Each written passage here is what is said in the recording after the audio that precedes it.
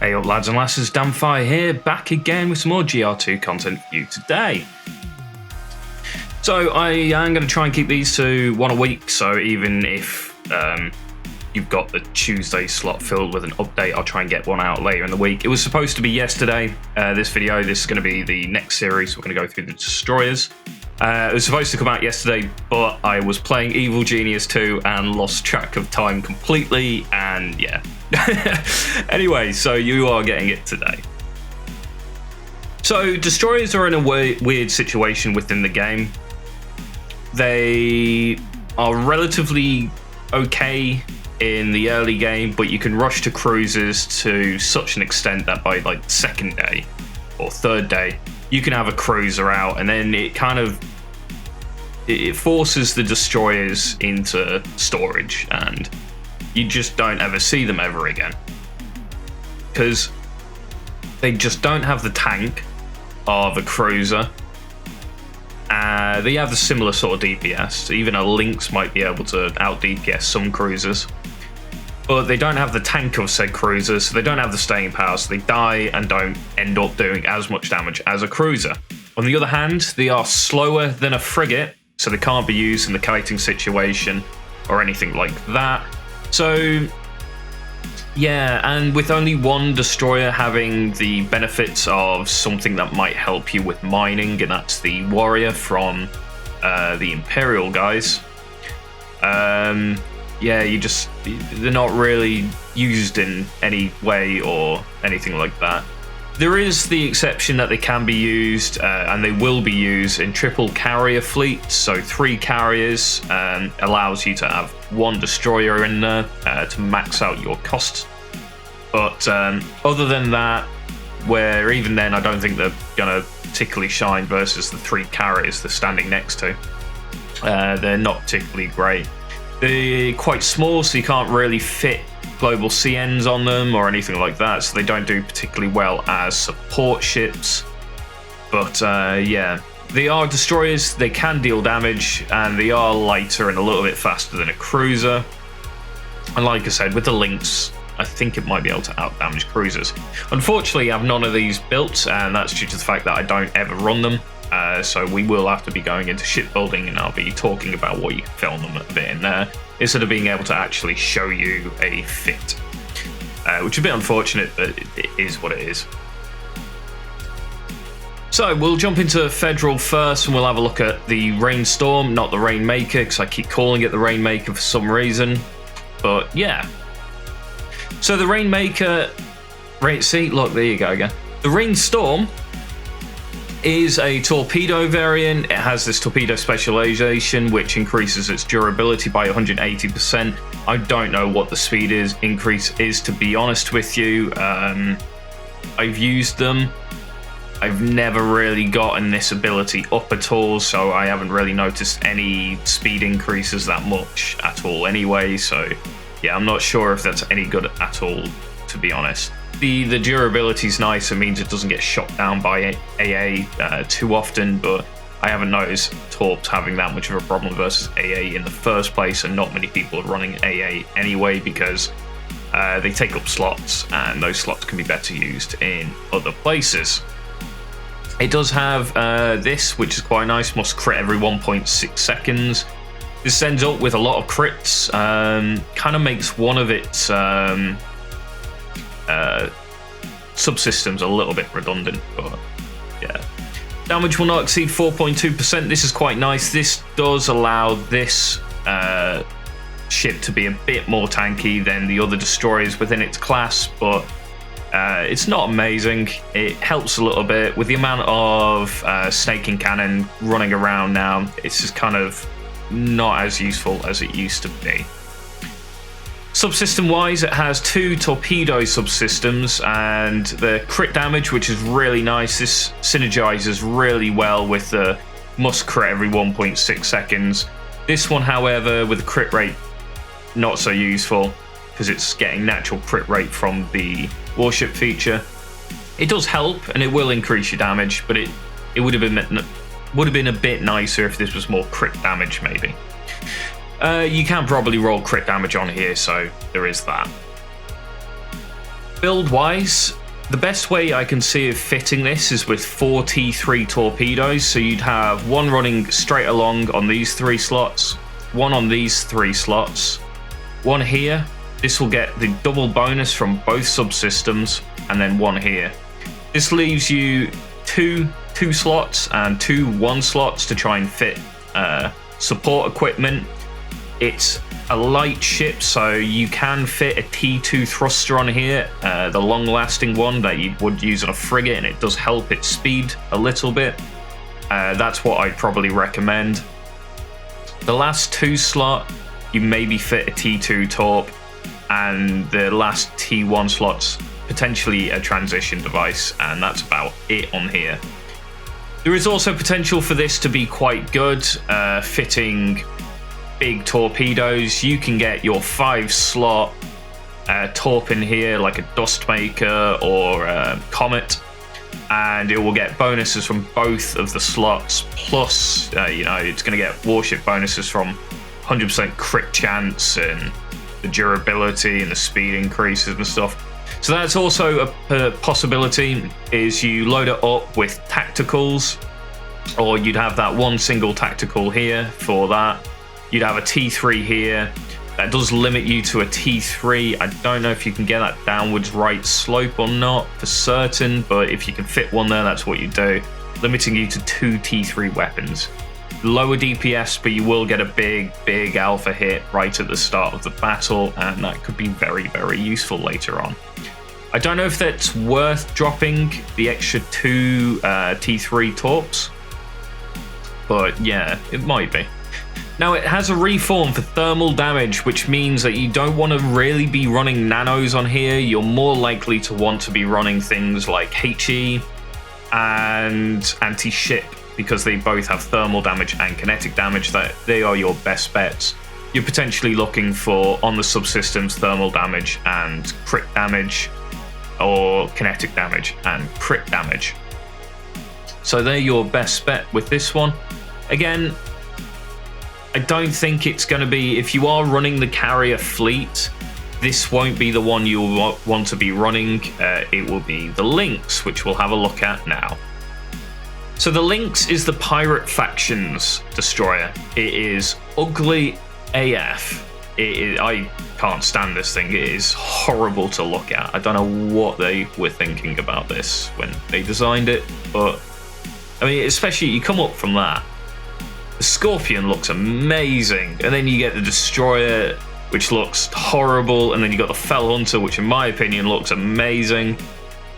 The Monster, it's okay, and then it's got an ugly carrier. I can't stand the Red Dragon either. I don't know why it's got this weird hull on top and bottom similar to this. Anyway, it's got head damage reduced by 54%, which kind of means you want to put it on frontal. Don't do that, it's going to get you killed. It has, when movement speed is greater than 40, critical strike rate increased by 45%, which counters the warship feature previously. This wants you to be on frontal stationary facing your opponent. This wants you to move around really, really fast to get increased critical strike rate. Has the damage increase on flanks, which is really nice. And yeah, it's got more movement speed as well than the other other destroyers. So it's got the fastest movement rate out of all the destroyers. I don't know its reforms, unfortunately. I haven't seen one. But I would guess if it hasn't got critical reforms, it will have kinetic. It has a kinetic projectile increase, which is really, really nice. And then the front one is thrusters. Now you think, oh, okay, so it's got one less damage subsystem and that'll make it worse. But this one subsystem can take 4 T3s by itself, leaving you this thruster subsystem with your T2 thruster right in the middle here. So you'd run 3 T3 snaking, or 3 T3 snaking or Gorse. Even potentially rails work really well on this. So your options there are rails, Gorse, or snaking. I quite like the idea of snaking on this, just because it's got this massive amount of crit strike rate from speed greater than 40. You can slap on your T2 thruster here, which is going to get a duration increase. This can increase further than this as well. So you can have a T2 long lasting with increased duration. Kinetic energy damage, like straight off the bat here, but you will be rolling this for crit rate and crit damage, which I'm pretty certain it can roll because I've seen a similar subsystem on other ships. So I'm pretty certain it can roll those three.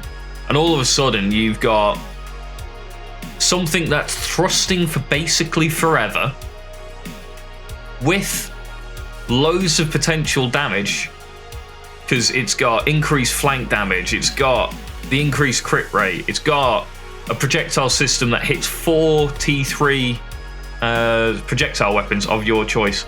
This thing will be absolutely beastly. It's a mini monster. So yeah, this I believe will outdamage all the cruisers. I think it will outdamage a tornado as well. I'd love to be able to grab hold of one and test it, but again, they're in a bad situation. They've only been used in carrier fleets. I don't like carrier fleets. I run battleship fleets. So yeah, I don't see much use out of it. If you are planning on going carrier fleets, I think this is the one you go for. It has the most potential damage output, which will make it really nice for supporting your carriers, increasing that damage a little bit. Maybe they'll even ignore it because they think, oh, it's a destroyer, who cares, and target your carriers instead, letting this thing just get more and more DPS out. So yeah, that's how I would fit it. T2 long-lasting thruster, T3, 4 T3 weapons. It leaves you 4 T1 slots, which you can't really fit anything in. I wouldn't even put anti-air on here. Energy's going to be a bit of an issue, I think, with this amount of T3s on a destroyer. So yeah. So next up, this is one I mentioned a little bit earlier in the video. We have the Empire's Warrior. This is the worst ship in class, I think, personally. It has additional salvage chance increased by 52%. Now, you get salvage anyway when you're mining, so what I believe this does is increases the amount that you can get. Now, a 52% increase on the amount you can get is actually not bad, and this does put it into a position where maybe it's worth putting into every single one of your mining fleets. I will need to test this more, though. Damage to UAVs, missiles, and torps increased by 130%. No one wants to see this on any of their ships. I mean, the Tornado's got it and it can make up for it, but this thing can't. You'll see why shortly. It has the chance of immune abnormal state, which is sort of okay. It's not great. So here's where some of its issues come in. One of its subsystems is the anti-aircraft weapon. The other subsystem is laser weapon, thermal damage. The problem is, you can fit, at best, 4 lasers on here off this one subsystem, which does make it okay. But there's no bonuses for lasers in any of its warship features. It's bonus to give you more salvage and give you anti-air weapons. I guess if you really wanted to try anti-air, this is one of the better ships to do it, because anti-aircraft weapons count as lasers, I believe. So you can fit an anti-air weapon across here and across here, getting double bonuses from both the laser amplification and the anti-aircraft weapon, but even then I don't believe it'll do enough damage to do anything. Your best bet is probably to run either 4 gammas. So you'd have 1 here on this 3 box, 1 here on this 3 box, and then 2 straight lines. You potentially maybe even run Exethers, and that'll make this ship really hard to hit, especially because that still leaves you a T2 slot for long-lasting thrusters. But yeah, it's meh at best. I generally, bar this warship feature, potentially be using a mining fleet, I'd completely ignore this. It's not going to get the damage out of a Lynx. And okay, with Exethers, it might be kind of funny watching a big battleship trying to shoot it with long-lasting thrusters and blind on the battleship from the Exethers. it'll be pretty difficult to probably kill off, but it's not going to bring you any damage at all into a battle. Again, not much room to try and fit any support on here at all as well. It does put it into probably the lowest tier of the destroyers. Last up, we have the Primal Tech Fanatics. This is one of the cooler looking ones. This might be my favorite looking of the destroyers. I quite like the little lightning effects and stuff on it, and it looks quite sleek and cool. And thankfully it doesn't have a big hole in it like, say, the cruiser or the carrier. And yeah, why have they got holes in the middle of them? I don't get it. Anyway, this is another weird situation. So you have probability of causing a normal state increases by 60%. This is actually not bad on this. You'll see why in a minute. It also has the torpedo durability increase and speed increase. Again, I don't know how fast that speed increases. If it brings torpedoes up to the speed of projectiles, then it's probably worth it. If not, not so much. Frequency use of transition devices increases and cooldown decreases by 40%. I believe this is an extra 2 or 3 transition uses, and the cooldown decrease makes this very, very much difficult to catch. Now, the biggest problem with this ship is it's got a torpedo and a laser amplifier and a laser subsystem. Again, it puts it in a weird situation. My best bet for this one would be you be running nanos up here on the top. So you'd have a 3 nano slot, another 3 nano slot here, and potentially a 3 nano slot here, giving you 3 nanotorps. And then you'd probably run a T2 etheric and a T3 etheric down here.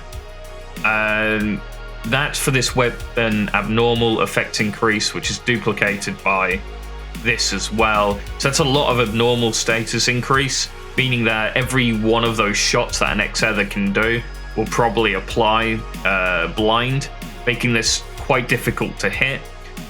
It leaves you with a weird 3 slot here, where you only need you don't even need the T3 transition device on here. So potentially a T1 transition and one T2, too many twos and numbers, and one T2 thruster right at the front here, or you can switch those around really if you wanted to. That gives it extremely fast maneuverability because it's going to be thrusting with long lasting for quite a bit of time, and it's got cooldown for days on its transition device, so it's just going to be able to hop pretty much consistently, and makes it difficult to hit because, again, you're running a lot of blind, even with just a T2 and a T3 X-Ether. With the abnormal state increase, you're going to be able to dodge a lot. Other potential uses for this is you can fit a T4 on here, so you can fit Reaper missiles if you wanted to. I believe that's the only maxed out thing we can put that is 4 slot, and you can get it in a line, or one of the only ones I can think of anyway. Leaving you maybe a nano up here. You can get a deconstruction laser on here if you really wanted to. I'm not sure 1 decon on here is enough, but it might be useful in, say, wars to take out maybe a frigate or something like that. When you have lots of little single frigate fleets, this could go around and just mop those up quite nicely with a decon on it. But yeah, it's not amazing. I'd honestly, if you really wanted to destroy it, I'm still going to say for a Lynx. So yeah, I'd recommend that. Anyway, guys, that is the destroyers. Next up is the cruisers. That'll be coming on Tuesday next week, where we'll be going through all the cruisers and fits for them. Unfortunately, I don't have fits for all of them, but I can show off at least a tornado that's fitted up. But I can go through Fell Hunters, and I know fits for them. I've seen fits for them that do extremely well.